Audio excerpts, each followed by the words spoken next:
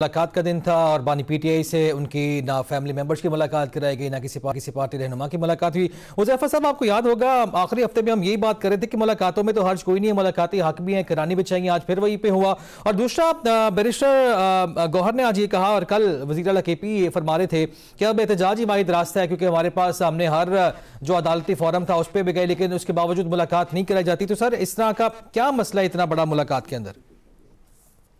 देखें जी, बहुत शुक्रिया। मैं ज़ाती तौर पे समझता हूँ कि मुलाकात कराने में कोई हर्ज नहीं होता, और एक अगर कैदी है उसका कोई फंडामेंटल राइट है तो मुलाकात करा देनी चाहिए। लेकिन और ये मुलाकातें हो भी रही थी गुज़िश्ता 1.5-2 साल से। कुछ तात्तुल भी आ जाता था किसी हफ्ते, लेकिन मेजोरिटी वीक्स में फैमिली को तो कम से कम मिलने दिया जाता था। लेकिन जो सियासी लोग थे उसमें पिक एंड चूज जरूर थी। कुछ बानी की तरफ से थी, कुछ इनकी अपनी जमात की तरफ से थी, कुछ हाई कोर्ट में लोग चले जाते थे। लेकिन जब से बानी तहरीक इंसाफ ने वज़ीर आला केपी के सुहेल अफरीदी को नॉमिनेट किया और उन्होंने जिस किस्म की तकारीर स्टार्ट की, जिस तरीके का कन्फ्रंटेशन का माहौल बनाया, तसादुम की फिजा पैदा कर दी, ऐसी कन्फ्रंटेशन होनी नहीं चाहिए थी। जिस मनसब पे सुहेल अफरीदी साहब आए थे, होना तो ये चाहिए था कि वो तलखी को कम करते। सर, अगर आप इस बात को मान भी लिया जाए, आपको बिल्कुल बजा फरमा रहे, तलखी जो हमारे मुल्क के है वो सूरत हाल में कमी यकीनी तौर पर आनी चाहिए। लेकिन अगर आपकी इस बात को मान भी लिया जाए कि तो क्या इसको जवाज बना के हम किसी का हक मार सकते हैं कि मुलाकात उसकी ना कराई जाए, और उसके बाद फैमिली मेंबर से भी मुलाकात नहीं हुई, आज भी नहीं हुई? सर, इसमें दो बातें हैं, मुझे आप जरा मौका दीजिएगा जी। बिल्कुल इस दलील को मानकर किसी इंसान का फंडामेंटल राइट आप सल्ब नहीं कर सकते, और फैमिली से मुलाकात करना उसका बुनियादी हक है। लेकिन इस दलील को सामने रखकर आप 26 करोड़ अवाम का भी फंडामेंटल राइट सल्ब नहीं कर सकते, जबकि आपको ये पता हो कि बानी तहरीक इंसाफ अपनी फैमिली या अपनी जमात के सियासी लोगों से मुलाकात। चले हुज़ैफा साहब, एक सियासी मामला चलो अलग हो गया उनकी, लेकिन फैमिली से तो मुलाकात करा देना यार। मुझे मुकम्मल तो करने बात, फिर आपकी बात मैं जरा बेहतर अंदाज में जवाब दे पाऊंगा। जब ये पता हो कि बानी तहरीक इंसाफ ने मुलाकात करने के बाद एहतजाज की कॉल देनी है, एजुटेशन को बढ़ाना है, जबकि वो एक सजा याफ्ता मुजरिम भी हैं, तो मुजरिम के जो हकूक होते हैं वो और होते हैं, और जो मुल्जिम है उसके राइट्स और होते हैं। तो जब मुजरिम बंदा हो जाता है तो उसके जाहिर है हकूक कम हो जाते हैं। अच्छा। आइन भी जाहिर है उसको और निगाह से देख रहा होता है। तो मुझे ये बताइए कि ज़फ़र रहमान साहब, कता कलामी के लिए माजरत, जिस तरह आप फरमा रहे हैं ना कि मुजरिम के हुकूक और होते हैं, हमने जब नवाज शरीफ साहब पाबंद सलासिल थे, फिर वो कन्विक्टेड थे, यहाँ से वो बाहर गए लंदन में, हमने वज़ीर आज़म समेत काबीना के अरकान को वहाँ जाते मशवरा करते उनसे देखा। तो सर, वो यहाँ पे एप्लीकेबल, वहाँ पे ये बात नहीं थी। अब बता दूं, अब मैं बता दूं कि आपने बिल्कुल ये बात की, मुझे मौका भी दीजिएगा। पहली बात तो ये कि मियां नवाज शरीफ साहब, मियां शहबाज शरीफ साहब, मरियम नवाज साहिबा, हमजा शहबाज साहब, ऐसे 3 महीने आए थे जिसमें तीनों जेल में थे और तीनों से मिलने की पाबंदी लग गई थी। और आजम नजीर तारड़ सिर्फ लाहौर हाई कोर्ट के डायरेक्शन लेने के बाद सिर्फ बतौर वकील मिला करते थे वो 3 महीने।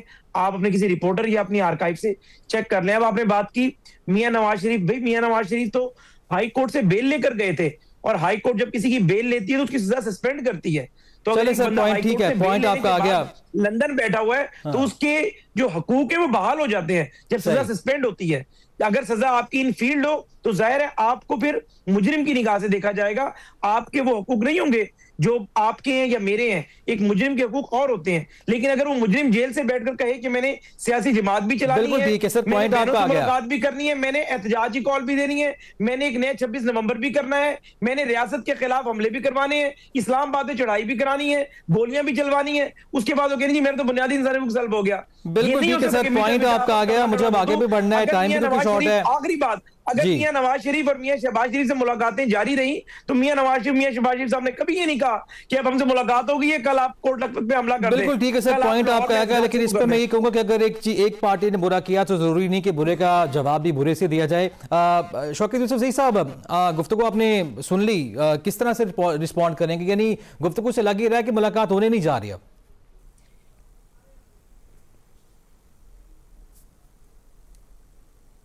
शौकत साहब की आवाज,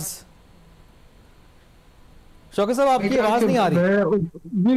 बिल्कुल ठीक आ गया। जो शर्मिला दीदी ने कहा ना कि चैलेंजिंग हालात रहे हैं, अभी हो बन रहे हैं, ये देखिए ना, ये चैलेंजिंग हालात आहिस्ता आहिस्ता मजीद जो है ना वो बद से बदतर होते जा रहे हैं। और लोग जो है ना, देखें पहले से लोग यहाँ से कूच कर गए हैं, जो जिनके पास सरमाया था ना वो जा रहे हैं, बल्कि निकल चुके हैं।